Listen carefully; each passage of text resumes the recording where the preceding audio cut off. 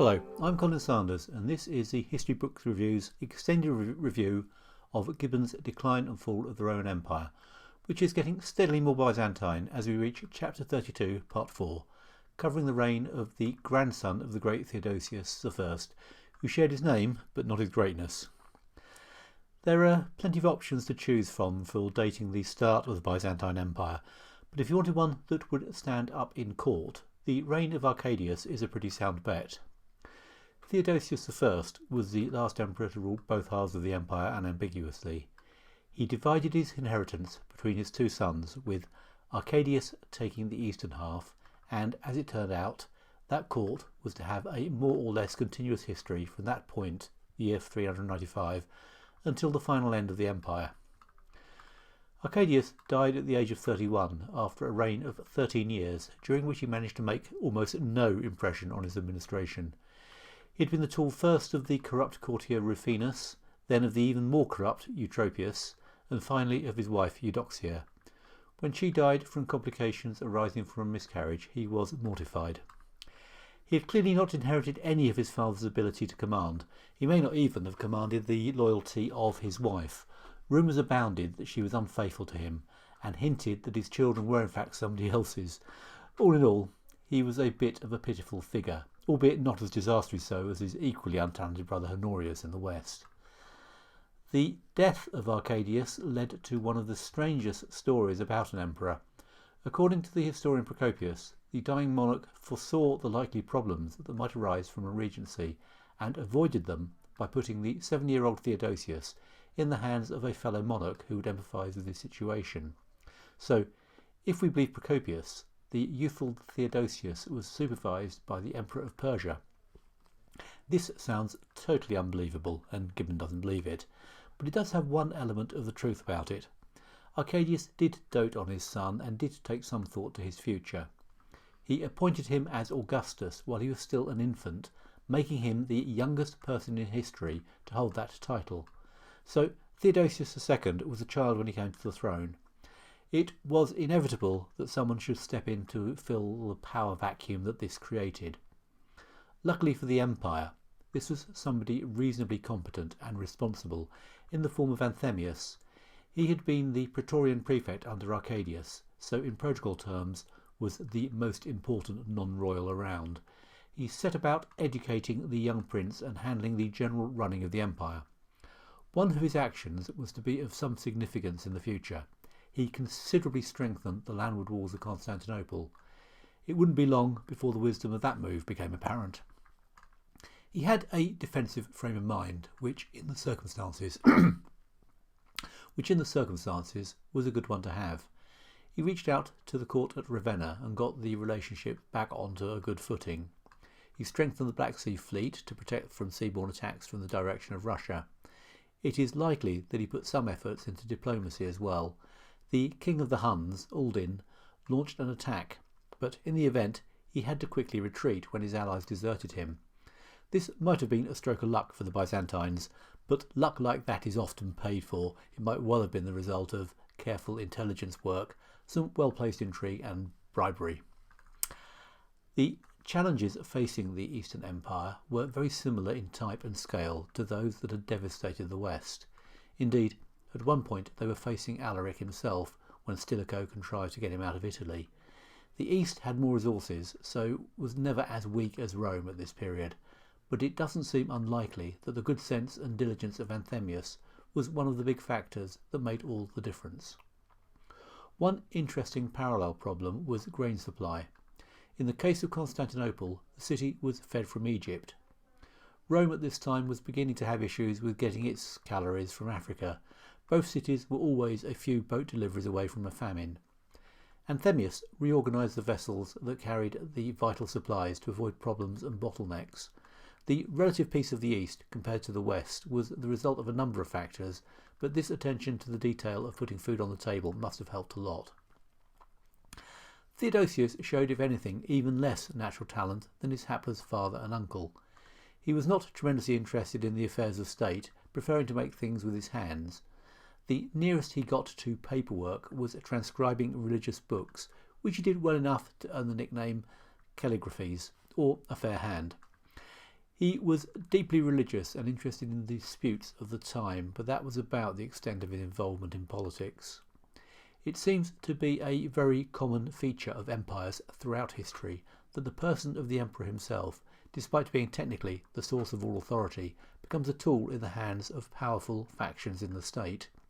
The most recent example of that is the subversion of the Japanese emperor by the military prior to the World War II, but nearly every long-lasting empire shows the same trend.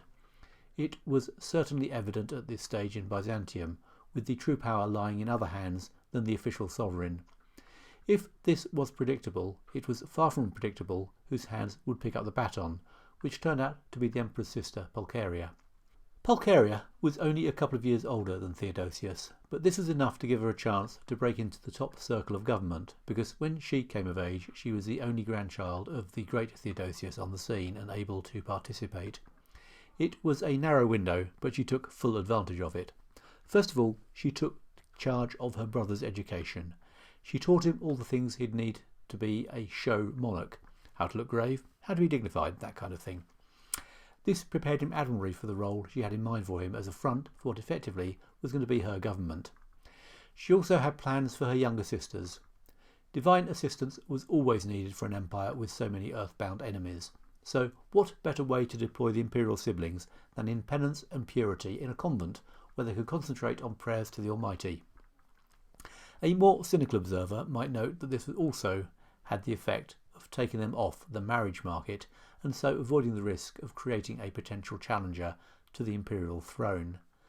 Pulcheria herself also took a vow of chastity, but at the same time she had herself declared Augusta, so unlike her sisters she wasn't doing the whole renouncing the world thing.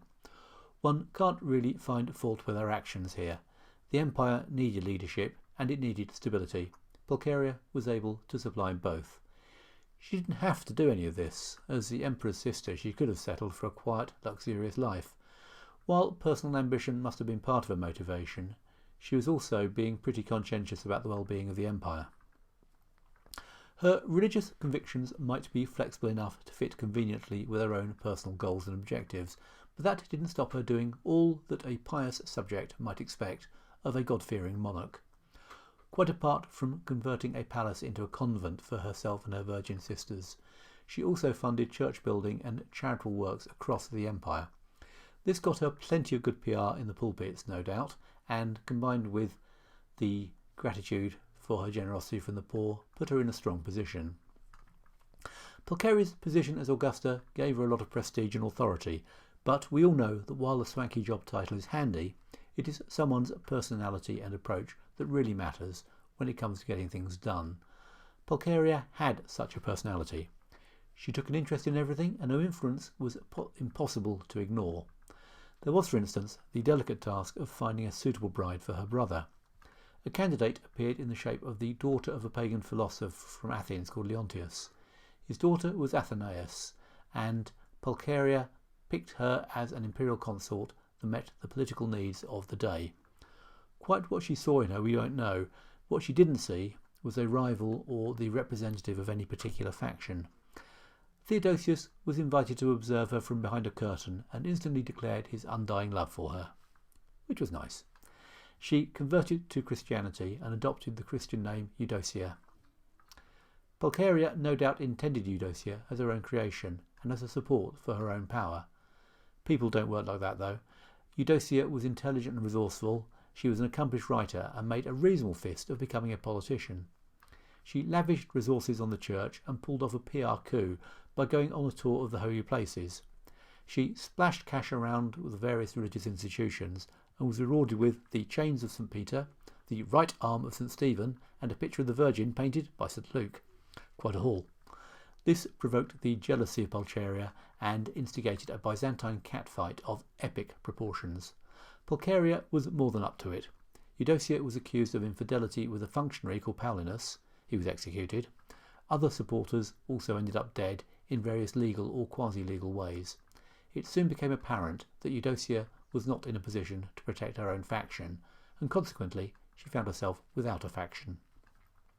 In the end, inevitably, Pulcheria was successful and Eudocia ended up exiled in Jerusalem. The extent of her defeat can be measured by the fact that she lived at all. By the time Pulcheria had finished with her, she was no longer enough of a threat to be worth the trouble of disposing of. She lived out her natural lifespan in the religious atmosphere of Jerusalem, insisting to the end that she had done nothing wrong. She probably hadn't. That really wasn't the point. Theodosius was not really a hands-on emperor and generally left running the show to others. It's possible that he wasn't even particularly aware of the war that broke out between Rome and Persia over Armenia. Since the time of Augustus, Armenia had been a client kingdom of Rome, maintained as a buffer state, first against the Parthians and then against the resurgent Persian Empire. It suited both sides to have the option of a proxy war rather than a real one, but open war with the Persians was always a possibility, and Armenia was always the most likely theatre for such a war. The initial cause of the war that broke out in the reign of Arcadius was the provocative destruction of a Zoroastrian fire temple by a Christian bishop called Abydas. This led to a tit-for-tat persecution of Christians by the Magi. We know very well from recent history that religion can be a powerful factor in causing and prolonging conflict, but there were probably other pinch points contributing to this particular war. Armenia had fallen under the influence of Persia as a result of the treaty concluded by the Emperor Jovian under duress some 40 years before, when he found himself stranded in the desert, surrounded by a Persian army. But the Christian aristocracy in Armenia had not themselves been defeated, and probably most preferred Roman to Persian hegemony. In any event, war broke out. The Persians' reprisals against the Christians' provocations led to Armenian refugees fleeing across the border. The Romans refused the Persian demand for their return, and hostilities commenced. The truth is always the first casualty of war, and stories of heroic deeds were relayed back to Constantinople. But the spin couldn't forever hide the real picture of a military superpower getting bogged down in a stalemate. Both sides decided it was time to negotiate. Although this was ostensibly a religious war, there were apparently some trade issues at stake as well. They might well have been the real motive behind the whole thing all along. In any event, the behaviour of Acacius, the Bishop of Amida, goes some way to offsetting the behaviour of the pious arsonist who triggered it all off. Acacius announced that God was not in need of treasures and sold off a pile of his church's plate. He used the proceeds to buy up Persian prisoners. They were released and sent back to the emperor as a proof of how benevolent the creed of the Christians was. It was a stirring effort, though whether it had any impact on the policies of the Persians is rather doubtful. What no doubt counted a lot more was that, despite both empires devoting considerable resources to the conflict, there was no really decisive military event. The Romans failed to retake Nisibis, and the Persians made little progress in the other direction, so after a while both sides were ready to talk, and to concede enough to produce a lasting peace. The treaty was set for 100 years and actually lasted 80, which is pretty good going by the standards of these things. In the settlement, Armenia lost its independence, which had in any case been pretty fictional, and was divided between the two powers. The Persians got the larger share. Given that Rome had almost always held sway over Armenia, this outcome was a bit pathetic really, but it was technically an expansion of the size of the empire, at the expense of a kingdom that at the start of the war had been a client of the Persians, so it was possible to portray it as a victory, which the Romans duly did, with Arcadius implausibly cast in the role of a hero. The size of the empire might not have declined, but its ambition had. We'll be back in the west next time, where we'll be staying now until the Western Empire is finished off, so it's good to leave the east on what is a bit of a high, albeit rather a superficial one. Or perhaps I'm being a bit unfair to Arcadius there. He may have been a bit of a half-wit and no more than a figurehead, and declaring mission accomplished. Maybe he's not the only person who's done that. I'll mull that one over. In the meantime, thanks for listening.